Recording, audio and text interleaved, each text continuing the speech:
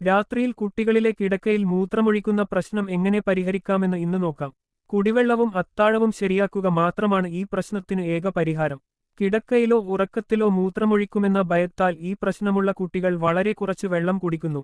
അതുകൊണ്ട് അവർ കുടിക്കുന്ന വെള്ളത്തിന്റെ അളവ് ശരിയാക്കുന്നതിലൂടെ രാത്രി ഉറക്കത്തിൽ മൂത്രമൊഴിക്കുന്ന പ്രശ്നത്തിന് പരിഹാരമാകും. എല്ലാ ദിവസവും രാവിലെ ഉറക്കമുണർന്നതിനു ശേഷം കുട്ടികൾക്ക് ആവശ്യത്തിന് കുറച്ച് അല്ലെങ്കിൽ കൂടുതൽ വെള്ളം നൽകുക. പിന്നെ വെള്ളം ആവശ്യമുള്ളപ്പോഴെല്ലാം കുട്ടികൾ ആവശ്യാനുസരണം വെള്ളം കുടിക്കാൻ ശീലിപ്പിക്കണം. 6 മണിക്ക് ശേഷം വെള്ളം കുടിക്കുന്നത് കുറയ്ക്കണം. കൂടാതെ എരിവുള്ള ഭക്ഷണം, ഫാസ്റ്റ് ഫുഡ്, കട്ടിയുള്ള ഭക്ഷണം എന്നിവ അത്താഴത്തിന് കഴിക്കുന്നതും രാത്രി വൈകി ഭക്ഷണം കഴിക്കുന്നതും രാത്രി കിടക്കയിൽ മൂത്രമൊഴിക്കാനുള്ള കാരണമായതിനാൽ ഒഴിവാക്കണം.